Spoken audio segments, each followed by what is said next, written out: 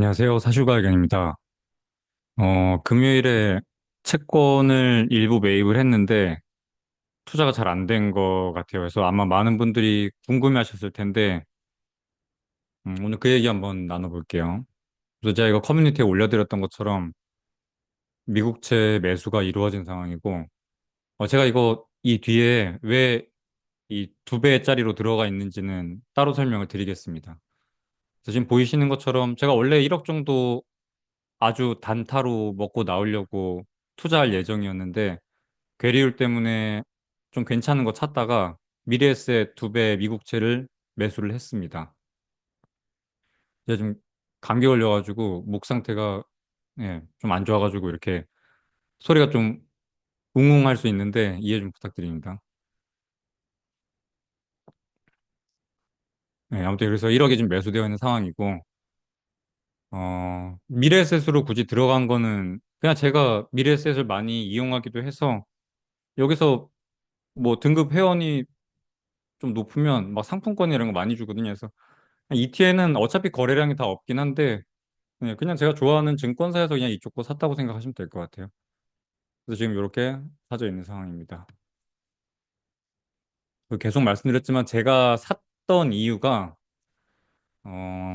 일단 충분히 잘 기다리기도 했고 4.3에서 들어가는 거 괜찮다고 생각했고 11월 1일에 발표되는 논팜 지표가 되게 안 좋게 나올 걸로 생각을 해서 이때 들어가면 딱 맞겠다 싶어서 이걸 거의 뭐 한 달 전부터 말씀을 드렸다가 실행으로 직접 옮긴 상황인데, 보시면 논밤 지표 발표 나고 나서 제가 최저점으로 봤던 게 4.22였어요. 그래갖고, 그냥 생각대로, 작전대로 잘 됐구나라고 생각을 했는데, 그 뒤로 진짜 원웨이로 그냥 쭉 끌어올린 게 18bp 정도가 올랐어요. 제가 여기 4.22에서도 전 이거보다 더 빠질 거라고 생각했는데, 생각보다 안 빠져서 처음에는 조금 의아했고, 그 뒤에 원웨이로 그냥 이렇게 쭉 올리기만 하길래 이것도 엄청 놀랐어요. 저도 아침에 보고 엄청 놀랐어요. 지금 4점, 이거 4.4죠 뭐. 4.4 지금 찍혀 있는 건데 무슨 이슈가 있었길래 도대체 하루에 18bp를 저점 대비 고점을 이렇게 끌어올릴 수 있는지도 조금 의아하고, 제가 사고의 흐름이 어떻게 흘렀는지 한번 말씀드려 볼게요. 3시 반에 이제 매수가 된 상태에서 국장이 끝났죠. 그러고 지표가 발표나고 난 다음에 4.3 부근에서 쭉 빠져가지고 한 8bp 정도 빠졌어요. 근데 8bp 정도 빠질 때도 저는 시장이 고용지표를 해석하면 해석할수록 저는 더 내려갈 걸로 봤거든요. 이렇게 쭉 천천히 내려가고 있길래 여기서 더 내려가지 않을까 싶었는데 이거를 이제 돌아서 올리더니 이렇게 올라갔어요. 그러다가 11시인가에 한번 ISM 제조업 지표 지수가 한번 발표되게 됩니다. 그래서 아시다시피 ISM 제조업도 이게 한 코로나 이전에는 거의 그냥 미국 경제 뭐 절대적인 경기 침체 지표였어요. ISM 제조업 지표보다 PMI보다 더 나은 지표가 없었어요. 진짜 압도적으로 진짜 중요한 지표였는데 그 부분이 안 좋게 나오지 않을까 싶었는데 안 좋게 나왔어요. 실제로도. 처음에 일단 비농업 지표부터 보시면 뭐 말도 안 되는 숫자가 나왔죠. 12,000. 12,000이 떴는데 우리가 막 10만, 20만 이런 얘기하다가 심지어 저번 달에는 25만이 떴었는데 12,000이면 되게 쇼킹하잖아요. 근데 물론 샴이 나와가지고 야 이번에 발표되는 고용지표 되게 안 좋을 수 있어. 근데 그거 좀 어, 일시적인 요인 때문에 그런 거니까 뭐 그냥 그렇게 고용 시장이 안 좋다라고 보긴 어려워. 뭐 그런 식으로 얘기를 해서 좀 미리 약을 쳐놓은 부분이 있긴 했는데 저는 그것뿐만이 아니라, 물론 실업률이 안 오르긴 했어요. 가계 조사가 실업률인 거고, 그러니까 가계 조사를 해가지고 우리가 중요하게 보는 지표가 실업률이고, 논팜 같은 경우에는 그냥 절대적인 요 값을 보게 되는데, 논팜 고용도 보면은 8월하고 9월께 또 리비전 됐어요. 15만 9천이었던 게 7만 8천으로 줄고, 25만 4천이던 게 22만 3천으로 줄고. 그러니까 최근 두 달에 대한 리비전이 된 값만 해도 벌써 10,000명이 넘어요. 10,000명 맞죠? 아, 10만이죠, 10만. 이거 잘못 썼나 보네요. 네, 요게 잘못돼 있습니다. 이거 공 하나 더 붙어야 되는데, 그러니까 11만, 12만 정도가 벌써 잘못 집계를 했던 거예요, 과거에. 근데 웃긴 게 또 리비전 되는 값은 시장에서 잘 반영을 안 하는 것 같아요. 근데 사실 진짜 실물 경제에 대한 걸 보자면 저렇게 리비전 되는 값도 중요하게 봐야 되거든요. 그래서 리비전 되는 값조차도 심지어 이렇게 안 좋게 나오고 절대적인 수치도 12,000이면 되게 안 좋게 나오고 그 앞전에 있었던 졸트 보고서 보더라도 이게 7천만으로 내려왔죠. 그 많이 내려왔고 부인술도. 그리고 실업자랑 빈 일자리랑 했을 때 값도 많이 내려와 있고, 그러니까 실물 고용 지표가 안 좋다라는 게 아주 직접적으로 많이 발표가 되었는데 금리가 오르더라고요. 좀 이상하다 싶었어요. 갖고 ISM 지표까지 보려는 건가? 그래서 ISM 지표가 발표가 됐어요. 얼마로? ISM 지표도 거의 뭐 거의 최저에 가까울 정도로 되게 낮은 값이 발표가 됐습니다. 그래서 리포트 들어가가지고 확인해 보면 46.5%로 나와 있고 원래 예상치가 47.2, 그러니까 상승할 것으로 예상을 했는데 지금 오히려 빠져서 46.5가 나왔단 말이에요. 그나마 좀 괜찮았던 지표는 요 리포트 안에서 뉴오더가 신규 주문이 조금 늘어난 부분인 정도인데 이게 발표가 나고도 장기금리가 안 빠지더라고요.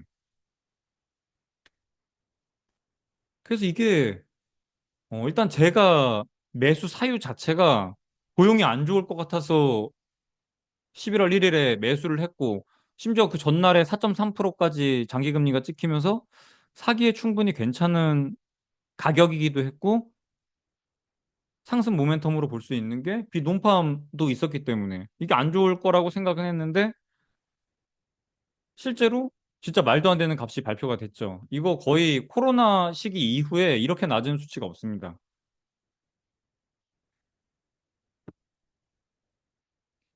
그러니까 거의 한 4년 만에 지금 제일 낮은 수치가 발표가 된 건데, 이렇게까지, 좋아요. 뭐 이게 이걸 그렇게 그냥 뭐 크게 일시적인 거라고 치부하면서 장기 금리가 안 내려갔을 수는 있어요. 근데 이상한 게 장기 금리가 올라갔다는 거예요. 안 내려갈 수는 있는데 올라갔다고요. 심지어 되게 높은 수치로 올라가서 지금 4.4에 찍혀 있는데 제가 저번에도 4.3이 이전 최근 고점에서 이렇게 맞고 내려오던 되게 중요한 자리라 그랬는데 항상 보면은 뚫을 때 이렇게 장대 양봉으로 뚫는 게 되게 위험한 자리예요. 저렇게 큰 모멘텀으로, 그러니까 엄청 큰 모멘텀이 있었다는 거예요, 사실 저거는. 4.3이 엄청 중요한 콘크리트 저항선인데, 갑자기 이거를 이렇게 장대 양봉으로 뚫으면서 올라갔다? 4.4%까지? 와, 근데 진짜 많이 올라가긴 했네요. 근데 심지어 그날 발표된 지표들은 다 사실 고용 시장이 안 좋고, 뭐, 제조업 지표도 안 좋고, 다 안 좋게 발표했단 말이에요. 그 제가 내린 결론은, 일단 제가 뭘 놓치고 있는 것 같아요. 제가 모르는 뭔가 시장에서 프라이싱하고 있는 다른 요소가 지금 들어가 있는 것 같아요. 그래서 보면 이거 제가 예전에 이거 얼마 전에 제가 그 10월 안에 장기국채 매수하지 마라라고 올린 영상이 있거든요. 그 영상에서 만들었던 PPT 그대로 다시 들고 온 거예요. 제가 그때 첫 번째 리스크로 제시했던 게 요거였어요. 현재 작년에 23년 중순부터 옐런이 RRP에 있는 2조 4천억 달러나 되는 자금을 땡겨오기 위해서 뭐 코로나라던가 경기 침체라던가 그런 특이 사항이 있지 않았음에도 불구하고 정부가 돈을 차입하기 위해서 단기 국채를 굉장히 많이 발행을 했고 공급량이 늘어나다 보니 단기 국채 금리가 많이 올라갔고 그래서 RRP 금리보다 단기 국채 금리가 올라가면서 RRP에 있는 자금이 국채 시장 쪽으로 많이 넘어오게 됐죠. 그렇게 옐런이 의도적으로 단기 국채를 많이 발행을 했고, 실제로 성공을 해서 지금 한 2천억 달러 정도 이제 남아있는 상황이죠. RRP 쪽에. 그래서 영내포에 있던 2조 2천억의 달러를 사실상 재무부가 땡겨다 쓴 상황이에요. 그러는 과정 중에서 발생된 부작용이 빌스가 지금 미국 재무부 부채에서 차지하는 비중이 21%. 이게 8월 말 기준으로 작성된 건데 21%예요. 권고치가 15%에서 20% 정도란 말이에요. 그럼 여기 절반 정도로 띄었을 때 한 3% 정도 하면은 진짜 현재 단기국채로 발행되어 있는 것 중에 장기국채로 넘겨야 되는 비중 자체가 너무 높다는 거예요. 그래서 저게 10조 정도 될 겁니다. 그래서 이미 단기국채가 많이 발행이 되어 있는데 어쩔 수 없이 단기국채를 장기국채로 롤오버하는 과정 중에서 장기국채가 대량으로 공급될 우려가 있기 때문에 그 부분이 장기금리에 뭔가 이렇게 슈팅이 나올 수 있는 리스크로 보인다라고 제가 첫 번째로 이걸 말씀드렸었어요. 그래서 이 차트 같은 경우에는 총 가중평균이라고 보시면 됩니다. 미국 재무부의 기간, 전체 미국 재무부가 보유한 채권들의 이 만기 평균이라고 보시면 돼요. 보시면 08년에 뭔가 서브프라임 터졌을 때 순간적으로 단기 국채를 통해서 자금을 조달했고 그러는 바람에 듀레이션이 이렇게 뚝 떨어졌다가 이 떨어진 이 듀레이션을 다시 장기 국채로 다 롤오버를 하면서 이렇게 쭉 올라가게 됩니다. 상승하게. 그다음 다시 20년에 코로나 팬데믹이 오고 단기 국채에서 많이 자금을 조달하면서 다시 뚝 떨어져서 듀레이션이 내려갔다가 다시 그 단기 국채들을 장기물로 롤오버하면서 듀레이션이 쭉 늘어나게 됩니다.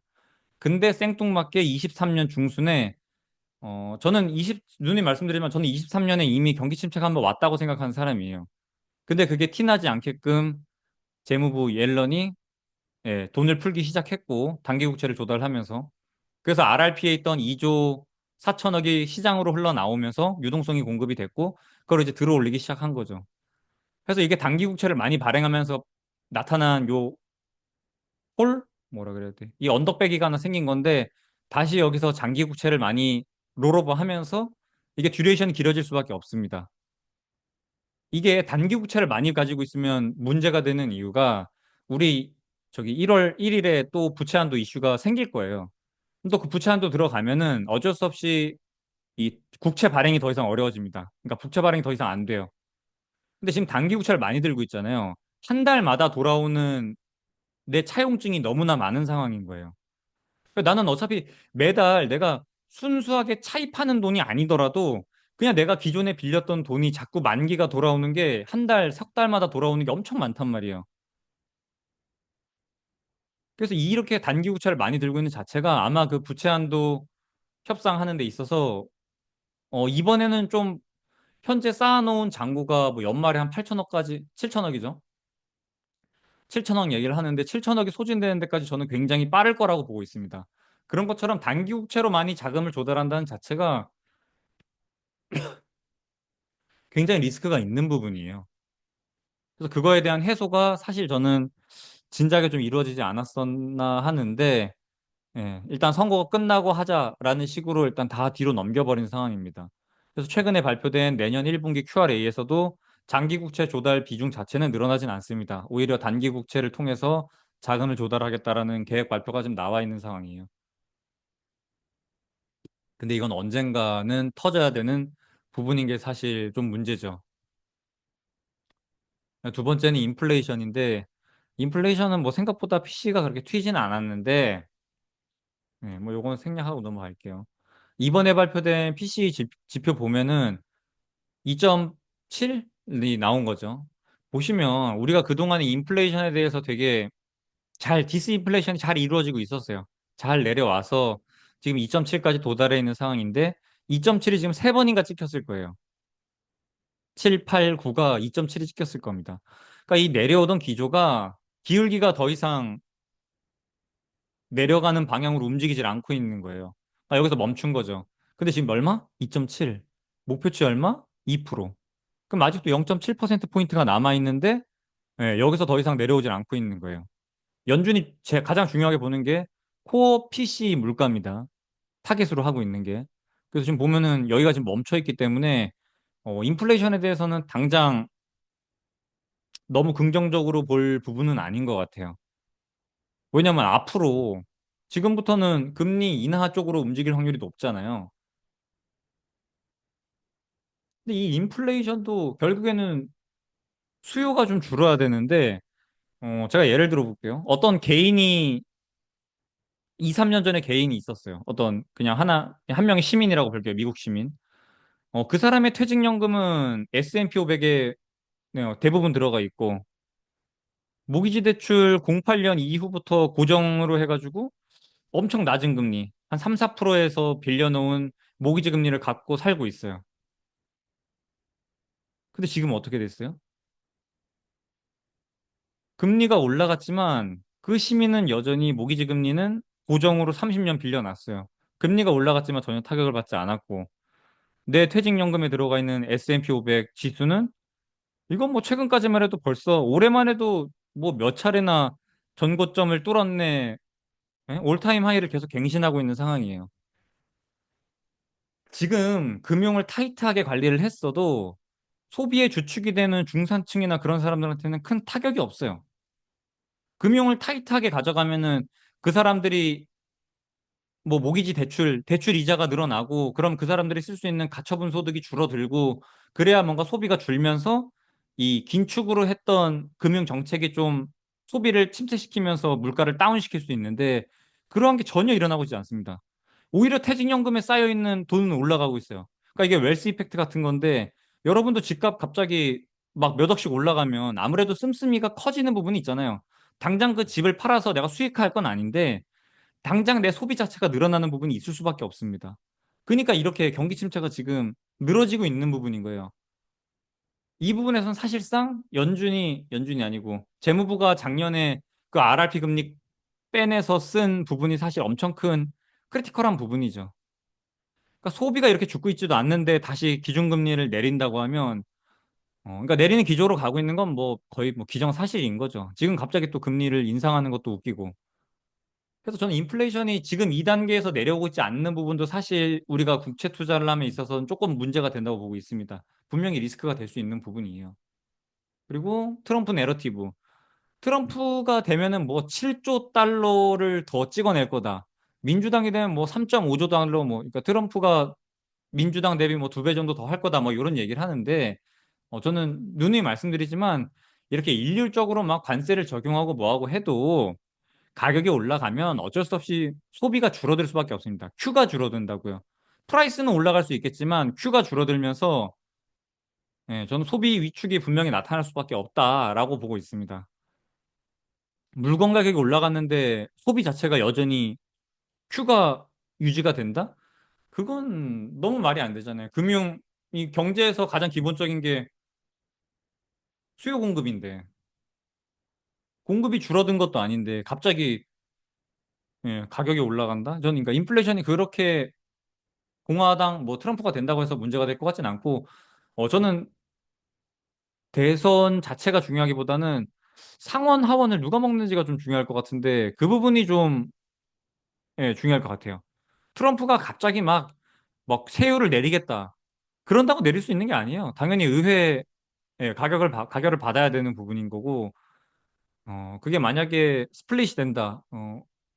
뭐 상원 따로 가져가고 하원 따로 가져간다 이러면은 쉽지 않을 거예요. 심지어 또 요즘 보면 지지율 많이 비등해졌죠. 비슷비슷하게 올라왔잖아요. 요거만 봐도 근데 저도 당연히 트럼프가 이기지 않을까 저한테 베팅하라 그러면 전 트럼프한테 하긴 할 겁니다. 근데 트럼프한테 해서 돼도 저는 트럼프와 관련된 얘기는 그냥 선거 끝나고 다시 올려드리도록 하겠습니다. 지금 뭐 이렇게 왈가왈부 얘기하는 건 필요가 없을 것 같아요. 그리고 제가 이미 위험 자산에 대한 자산은 다 거두어들인 상태고 주식은 당분간 할 생각이 없습니다. 전혀. 그냥 0입니다. 0. 지금 제가 들고 있는 거 일부만 어떻게 해서든 좀 정리하는 쪽으로 들고 갈 거고, 제가 올해 6월, 7월에 한번 주식 크게 했었고, 그 다음에 지금 10월에 한번 또 크게 한 건데, 90, 이렇게 한 거죠. 그러니까 1년에 제가 주식 투자를 하는 게 몇 달이 되진 않아요. 근데 아무튼, 일단 위험자산에 대한 투자, 위험자산이라 하면 그냥 주식이라고 할게요. 주식에 대한 투자는 일단 끝났습니다, 저는. 그래서 제가 지금 주식 투자를 하고 있거나 그러면은 트럼프가 되면 어떻게 되고 막 뭐 민주당이 되면 어떻게 되고 이런 게 좀 중요할 것 같은데 첫 번째는 누가 될지도 모르겠고 두 번째는 일단 제가 자산 자체를 어딘가에다 베팅을 하고 싶은 생각이 없습니다. 이렇게 모호할 때는 저는 그냥 가만히 있어요. 굳이 어디다가 베팅을 하진 않습니다. 제 생각에는 이 부분이 좀 큰 부분인 것 같아요. 드렁켄 밀러의 드렁큰 밀러가 쇼 포지션을 잡고 있는 것뿐만이 아니라 이미 드렁큰 밀러를 추종하는 위시에서 따라붙는 헤지펀드의 자금 규모가 어마어마하기 때문에 그 부분이 어디까지 들어올릴지는 모르겠습니다. 장기 금리를. 근데 무엇보다 중요한 건 결국엔 저게 다 쇼 포지션을 잡았던 게 거두어 들이려면은 매수로 돌아야 돼요. 매수로. 그러니까 이게 언젠가 언와인딩이 될 때, 저 쇼패팅이 언와인딩 될 때는 어, 엄청 빠른 속도로 장기 금리가 내려갈 거예요.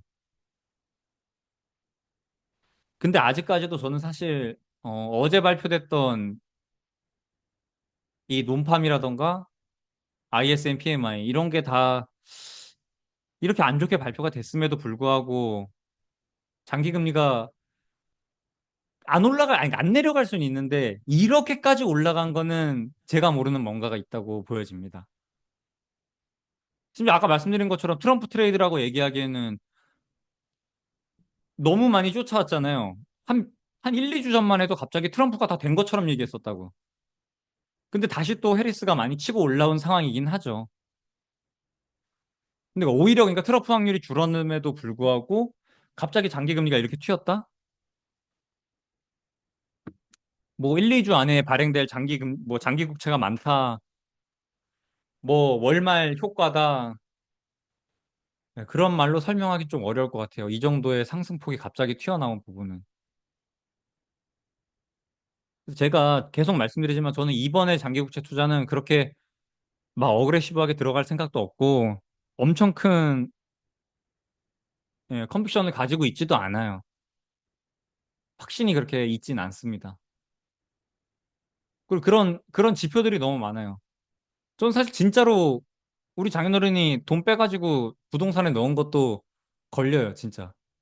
그냥 하는 얘기가 아니라 자산을, 그렇게 큰 자산을 운용하시는 분인데 그 돈이 부동산으로 갔다. 네, 이건 조금 불편하긴 합니다, 사실. 장기유채 투자하는 데 있어서도.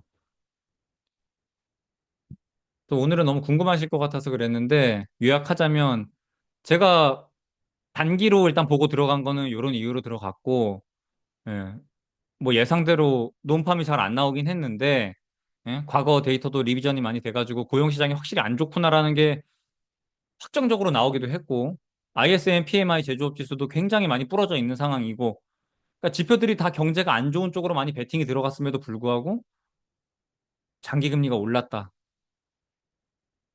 제가 맨날 말씀드리지만 경제랑 투자는 전혀 다른 영역입니다. 그게 오늘 딱 여실히 나타난 거라고 봐요. 경제는 어떻게 지표 나오는 거 잘 맞췄어. 근데 그걸 돈으로 바꾸는 능력은 전혀 다른 얘기예요. 그게 오늘 딱 나온 거고, 오늘 보면은 제가 4.28인가? 아무튼 4.3에 샀다 쳐도 거의 한 10bp 정도 올라간 수준인데 지금 10bp면은 듀레이션 17년 잡고 1.7% 제가 레버리지 썼으니까 3.5% 정도. 그럼 한 200 정도 잘리겠네요. 아침에 눈 뜨면은. 그러면 우선 절반 정도는 손절을 할 거예요. 포트에 그렇게 크게 넣어두고 싶은 마음이 없습니다. 그래서 장기로 운영하는 연금 계좌에다가 요거는 다 팔고 장기로 운영하는 연금 계좌만 그냥 거기 한 2,400, 500 정도 있는데 여태까지 걔는 수익률 100%거든요. 수익률 100%에 걔가 딱 장기금리 잘 먹고 나오던 계좌예요. 그래서 그 계좌에는 장기 국채를 편입할 예정입니다. 그리고 에이스 국채에 관련돼가지고 계리율 말씀해서 뭔가 질문들이 좀 있던데 보시면 이렇게 이거는 환 해지 안 된 거, 환 노출 상품입니다. AS 미국채 30년물로. 환 노출 상품 같은 경우에는 보시면 옆에 LP 물량 있죠, 이렇게. 여러분 이게 들어가 보면 LP 물량 티가 나요. 이렇게 단위가 맞춰져 있어서. 여기 보면은 15,000개씩 이렇게 잡혀 있죠. 여기 위에 5,000개씩 잡혀 있고. 이게 왜 그러냐면 이게 보면 이렇게 호가격이 엄청 넓잖아요. 사람들이 여기서 체결시키고 있는 거예요. LP 물량에다가. 대놓고 LP 물량을 받더라니까, 보니까. 이 오른쪽은 어떻습니까? 오른쪽이 지금 우리가 사고 있는 거예요. 이게 괴리율이 벌어지면은 이렇게 호가를 좁혀요. LP가. 근데 이거 지금 LP 물량 다 먹어 들어가고 있는 거예요. 여기도 보면 한 5만 개씩 박혀 있는 거죠, 지금 LP 물량들. 요 아래 LP 물량 2만 개, 뭐 4만 개, 4만 개 이렇게 박혀 있는 거고. 이게 여기 지금 한 0.2%포인트 이렇게 비싸게 사고 하는 게 작아 보일 수는 있는데 이미 이 전날에도 괴리율이 많이 떠 있었어요. 그러니까 이걸 너무 좁게 생각 안 했으면 좋겠어요. 이거 그냥 이 정도 뭐 더 주고 사지 뭐라고 그렇게 단순하게 생각할 부분은 아니에요. 그래서 제가 ETN으로 간 거고 오히려 ETN은 거래량이 없다 보니까 그냥 차라리 거래량이 제가 산 게 거의 다예요. 그나마 ETN이 좀 추적을 하려고 하는 호가가 그냥 이렇게 하나 두 개로 메워져 있더라고요. 그래서 그냥 저쪽으로 매입을 했어요. 그리고 어차피 이게 하루 이틀 정도 보고 길어야 일주? 그러니까 굉장히 짧게 들어갔던 투자여서 그냥 ETN 쪽으로 들어간 거예요. 그리고 이거 무엇보다 중요한 거 이거 지금 계속 개인만 매수하고 있어요. 에이스 미국제 이거. 저는 개인이 보통 실패할 확률이 85% 정도 된다 그러거든요. 투자에서. 그러니까 그들과 포지션을 같이 하면 안 됩니다. 확실한 거는. 근데 이미 많이 그들이 위에서부터 물려 있고 우리가 이제 많이 저점이 된 상황에서 지금 매입을 하려고 한 건데 저 같은 경우에는 저는 안 살 거예요. 이렇게 괴리를 뜨면은. 그래서 연금에다가만 지금 그 2,400 있는 거 사고 그냥 끝낼 예정이에요. 다 현금화 할 거예요, 현금화. 그러니까 기회만 주면 다 현금화 할 거예요. 지금 여기 보면은 이 원화 투자가 지금 6천 들어가 있는 게 있는데 얘는 들고 갈 겁니다. 이건 그냥 냅둘 거예요, 계속. 지금 원화는 확실히 누가 봐도 저평가 상태이기 때문에 얘는 들고 갈 겁니다. 요약하면 내가 많이 틀렸다. 내가 뭐야, 논판 보고 들어갔는데, ISM-PMI 보고 들어갔는데, 경제는 어떻게 뭐 맞추긴 했는데, 시장에서 반응 자체가 내가 생각한 움직임과 달랐고, 예, 틀렸습니다. 그래서 그거에 대한, 예, 손실이 날 예정이고, 그거는 다 정리를 할 거예요. 저게 단기에 저렇게 올라온 거기 때문에 당연히 반락이 나올 겁니다. 그래서 뭐, 최소 일단 절반 정리할 거고, 그 반락 기다렸다가 손절을 할지 아니면 예, 그냥 다 정리할지 그냥 그 정도인 것 같아요. 아무튼 비중은 줄이는 방향으로 움직일 겁니다. 그리고 괴리율이 뜨는 거 이거 좀 보고 사세요. 보고 LP 물량 있는 거 보고 사세요. 보고 뭐 이것뿐만이 아니에요. 에이스 뭐 관련된 거 들어가 보면 다 이렇게 괴리율 떠 있어요. 지금 개인들이 장기 국채를 엄청 사고 있나 봐요. 아 그리고 2621 관련돼 가지고 질문 주신 분이 있는데 저도 엔화 투자 좋다고 생각하는 사람이에요. 뭔가 좀 이 의미 전달이 좀 잘못된 것 같은데 저도 엔화 투자하는 거 지금 보고 있어요. 저도 보고 있는 사람이고, 장기구체 투자도 4.4면은 분명히 괜찮은 금리다라고 생각하고 있는 사람입니다. 일단. 제가 엔화 투자를 하지 마세요라고 262를 비추천했던 게 아니라, 그럴 거면 제가 그냥 그래서 차라리 하나 만들어 온 거예요. 우리나라에 상장되어 있는 타이거 일본 엔 선물이 있습니다. 그리고 에이스 미국채 30년 액티브 요거 있죠. 환해지 된 걸로 사야 됩니다. H 더 넣어야 돼요. 확실하게 합시다.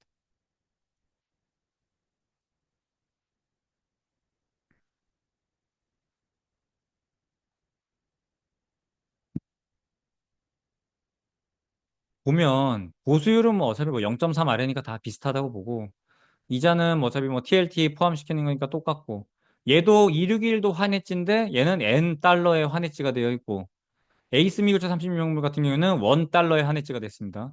그러니까 261은 일본의 3개월 금리와 미국의 3개월 금리 차인 환해지 비용이 4.6%가 적용이 되고 에이스 미국채 같은 경우에는 그 뭐야 원화 한국의 CD 3개월물 금리 지금 3.4더라고요, 보니까 들어가 보니까. 미국 금리가 지금 4.6 정도니까 4.6 맞죠?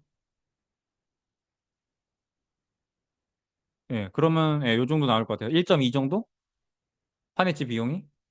그러니까 261 투자하시는 분은 그냥 앉은 자리에서 이 환해지 비용 4.6%를 까먹고 앉아 있는 거예요. 이거 보수율이랑 이거랑 뭐 다 더해가지고 1년 동안 이거 들고 있으면 아무 일도 안 일어나면 그냥 손실 보고 있는 거예요. 근데 이게 단순히 마이너스 뭐 0.5%가 아니죠. 마이너스 0.5%가 아니죠. 이거 다 더했을 때. 왜냐면 원래 내가 그냥 이 한국에 있을 때 은행에다 넣어도 3%는 받기 때문에 그 기회비용까지 포함을 시켜야 됩니다. 그럼 나는 앉아 있는 자리에서 숨만 쉬어도 마이너스가 지금 나고 있는 상황인 거예요. 그나마 미국채 액티브 같은 경우에는 이 환해지 비용이 훨씬 적기 때문에 이걸로 하시면 돼요. 261이 최종적으로 원화로 돌아온다는 가정하에 말씀을 드리는 거예요. 근데 애초에 그걸 하려고 들어간 거잖아요. 그러니까 엔화에 대한 투자랑 장기국채 투자랑 동시에 하려고 이거 들어간 거잖아요. 근데 저는 차라리 이렇게 두 개를 조합을 섞어서 가는 게 좋지 않을까 싶습니다. 일본 엔 선물 같은 경우에는 최근에 기관 매입도 엄청 많거든요. 기관에서 많이 매입해주고 있어요. 그러니까 아까 말씀드린 그 포지션 측면에서도 충분히 수급 측면에서도 괜찮은 것 같고 그냥 그들이랑 함께 하는 게 훨씬 낫겠죠. 개인이랑 같은 포지션 쓰는 것보다는 기관이 더 나을 테니까. 그래서 요런 이거 그냥 솔직히 환해지 비용을 왜 3.5%나 더 주고 여기서 하고 있는지를 전혀 이해를 할 수가 없습니다. 그냥 아예 이해를 할 수가 없어요. 그러니까 이건 진짜 누가 이걸 유행시켰는지 알 수가 없어요, 도대체. 이건 그냥 일본에 있는 사람들이 그냥 하는 거예요. 그 사람들은 어차피 시중금리가 0%니까 기회비용이 없죠. 그냥 그런 사람들이 하는 거예요. 근데 이거를 나중에 최종 통화가 원한데 이걸 하고 있다? 이건 좀 진짜 너무 이상해요. 너무 도저히 이해를 할 수가 없습니다. 제가 예전에 올린 261 절대 안 하는 이유라는 영상이 있는데 그거 한번 보시면 될 것 같아요. 거기에 제가 뭐 환해지 비용이라던가 원엔 환율 계산하는 거라던가 그 이중 환전을 해야 된단 말이에요. 그럼 여러분이 생각하는 것처럼 그렇게 먹기가 쉽지 않아요. 환차익으로. 애초에 여기서 환해지 비용을 마이너스 4.6%를 박아놓은 다음에 환차익으로 얼마나 먹겠다고 도대체 마이너스 3%를 깔고 들어갑니까? 3.5%를. 잘 생각해 보셔야 돼요. 그러니까 저도 엔화 투자하는 거 충분히 좋다고 생각합니다. 그러니까 장기채랑 엔화랑 할 거면 이렇게 두 개를 섞어서 사세요. 그래서 오늘 준비한 건 여기까지고 질문이 있나?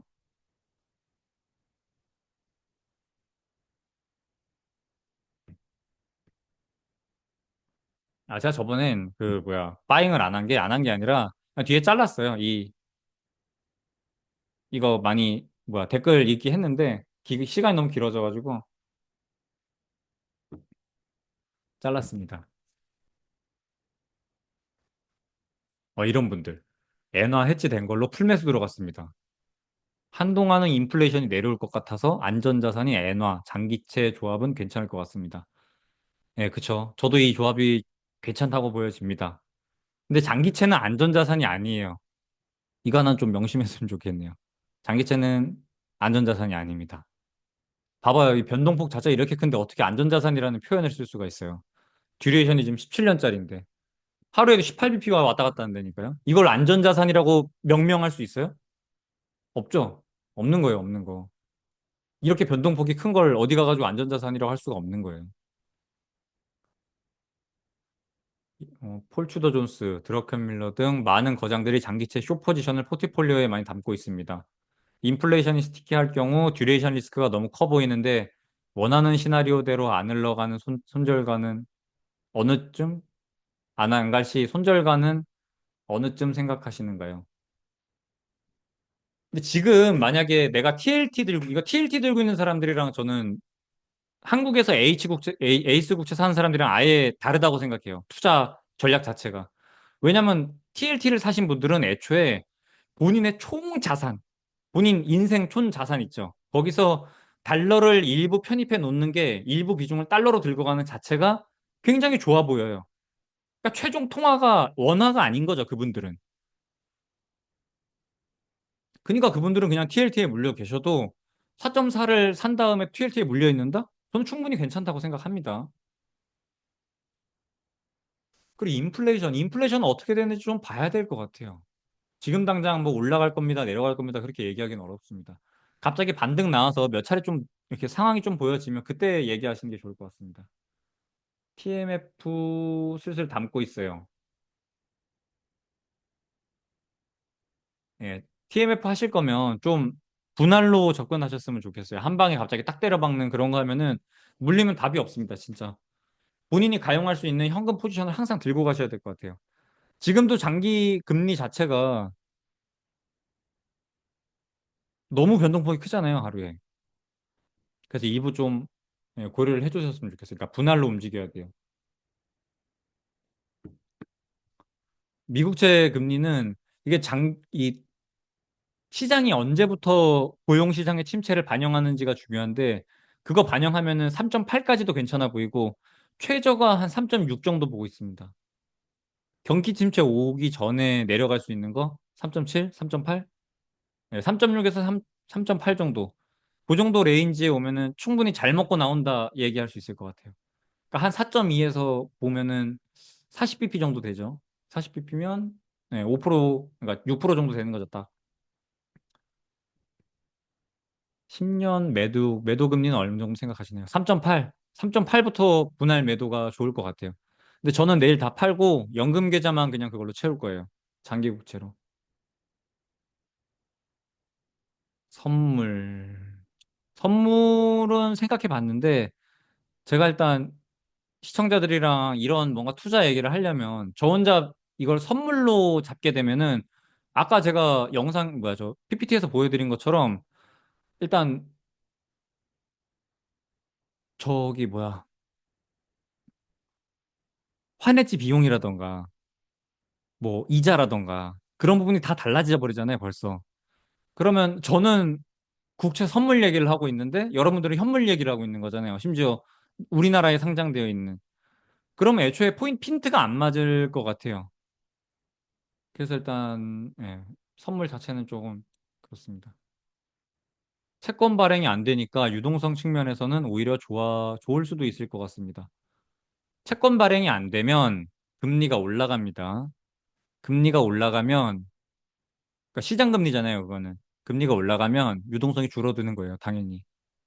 이 무슨 말인지는 알겠는데, 채권을 발행하면 정부가 돈을 흡수한다고 생각하시는 거잖아요. 근데 그 흡수한 돈이 최근에 와서는 굉장히 빠르게 방출이 돼요. 예전에는 되게 긴 텀으로 움직였다고 하면 최근에는 굉장히 빠른 빈도로 먹었다 방출했다 하고 있습니다.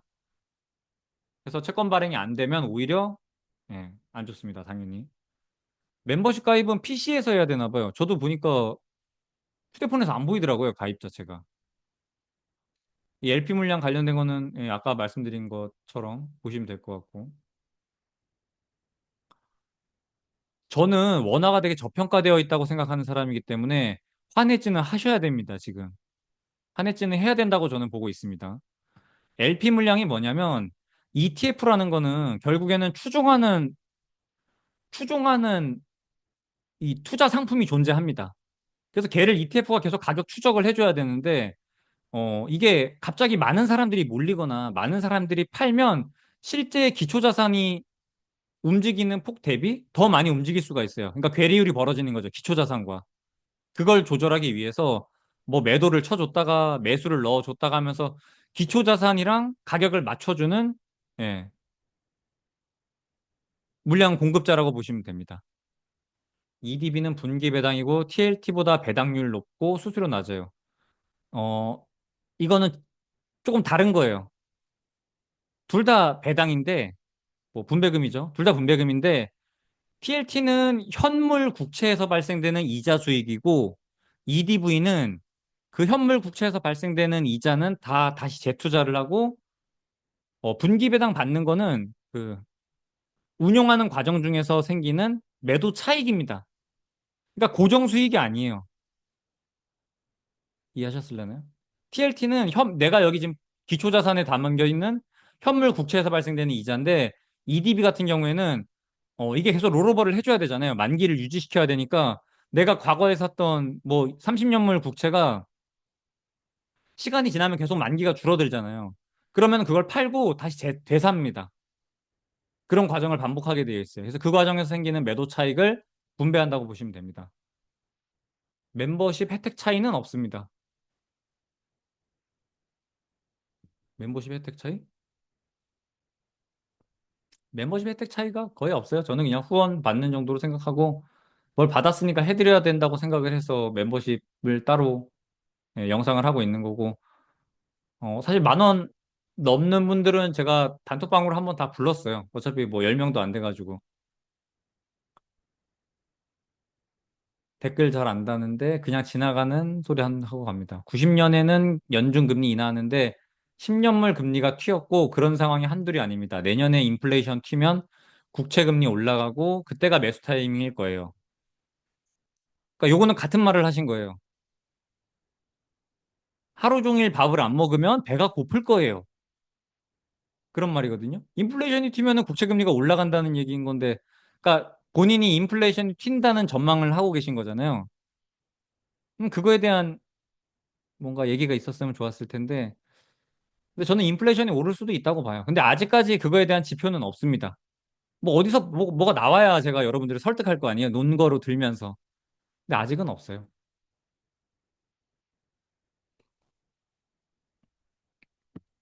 5% 먹으려고 떨어지는 칼 잡냐.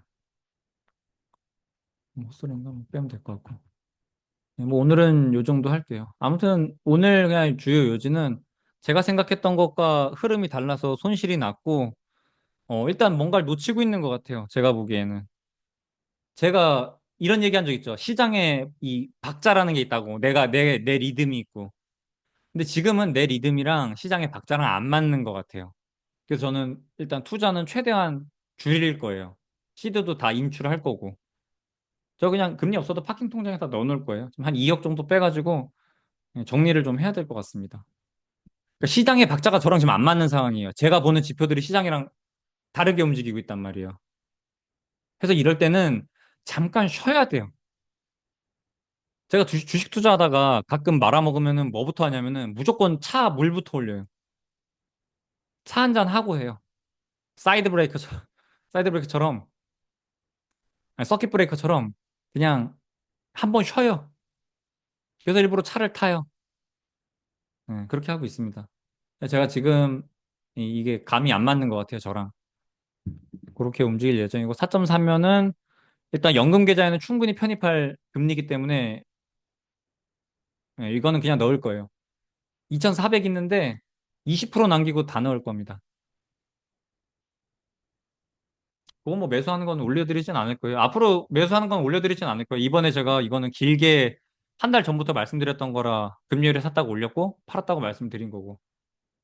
아무튼 4.4면 매입을 할 겁니다. 연금이 지금 놀고 있거든요. 그래서 놀리기도 뭐하고 4.4면 뭐 이건 충분히 그냥 변동성에 다 대응할 수 있을 것 같아서 연금 계좌는 사놓고 그냥 끝. 그리고 주식도 끝. 앞으로 좀 그렇게 움직일 것 같아요. 그리고 국장이라던가 하이닉스랑 뭐 그런 거는 그건 이제 개별 종목은 멤버십에서 말씀드릴게요. 그래서 오늘은 이 정도 하고 정리하도록 하겠습니다. 그리고 이게 저는 다시 돌아가도 이렇게 투자를 할 거예요. 제가 몇 번을 말씀드렸지만 기대값이에요, 기대값. 내가 유리한 기대값을 갖는 상황. 가위가위보를 하는데 어, 내가 이겨도 먹고 비겨도 먹어. 그럼 확률이 3분의 2죠. 그럼 해야지. 이기면 2배, 잃으면 0. 근데 확률이 나한테 3분의 2나 배정이 되어 있어? 그럼 해야죠. 그냥 그런 것 중에 하나였다고 봐요. 삼성전자도 물렸지만 이거 제가 매수할 때 그 자리가 그렇게 나쁘지 않았어요. 실제로 수익이 반등이 나와서 며칠 올랐었다가 갑자기 한 4, 5% 빠지면서 하루에 4%인가 삼성전자가 밀리면서 쭉 빠져서 했던 건데 그냥 그런 것처럼 기대값이 1보다 높으면 결국에는 예, 뭐 무한히 돌리면 무한대로 발산을 하겠죠. 근데 그것보다 중요한 거는 기대값이 1보다 낮을 때 가령 이렇게 LP 물량 같은 거 매입하고 앉아 있을 때 이거 앉은 자리에서 0.2%. 그러니까 도박장에서 하우스 P를 내고 있는 거란 말이에요. 그럼 결국엔 최종적으로 다 끝나고 나면 돈 번 사람은 아무도 없는데 그럼 누가 벌었나 보면은 하우스 장만 벌고 있어. 그런 경우죠. 요게 요즘 딱 LP 물량 요 먹고 앉아 있는 게 딱 그 꼬라지인 거라고 보시면 돼요. 그래서 아무튼 기대값이 그냥 그렇게 1보다 높을 때 투자를 하는 건데 이건 뭐 지금 다시 생각해도 그렇게 뭐 나빴던 투자는 아닌 것 같아요. 근데 문제가 되는 거는 뭔지 모르겠다. 도대체 28BP가 올라간 이유가. 네, 그 정도인 것 같습니다. 아무튼 제가 지금 놓치고 있는 부분이 있는데, 그거 공부한다고 진짜 뭔가 시간 많이 보내고 있는데, 잘 모르겠어요. 진짜 아무리 봐도. 제가 뭐 좀 결론이 나거나 그러면은, 다시 영상 찍으면서 언급해 보도록 하겠습니다. 그래서 지금은 장기국채 신규 매수할 만하냐 하면은, 한 20% 정도? 그러니까 분할로 해가지고 지금부터 사서 들어가기에도 충분히 괜찮아 보인다. 기간은 해봐야 한 달, 11월 내로 정리하는 게 좋을 것 같고. 그 정도 뷰 말씀드리면 될까요? 혹시 뭐 다른 거 질문 있으면 댓글로 남겨주세요. 아까 한 것처럼 댓글 읽기 하면서 최대한 답변 드리겠습니다. 오늘은 여기까지 하는 걸로 하겠습니다. 수고하셨습니다. 다음 주 또 한 주 시작하는데 파이팅 합시다. 11월은 제가 주식시장을 그렇게 좋게 보고 있진 않아요. 물론 대선이 끝나고 나서 그동안의 대선 끝나고 나서 다 좋았거든요. 11, 12가. 그 막 08년, 그다음 코로나 막 이런 때 빼고는 다 좋았어요. 근데 지금 너무 대롱대롱 매달려 있다는 느낌이 지워지지가 않습니다. 주식들이 대롱대롱 매달려 있는 것 같아요. 언제 끈잘려가지고 내려갈지 모르겠어요. 그래서 아무튼 조금 11월에는 투자 같은 경우에는 좀 적극적이보다는 보수적으로 하면서 조심하셨으면 좋겠습니다. 또 님 할게요. 빠잉.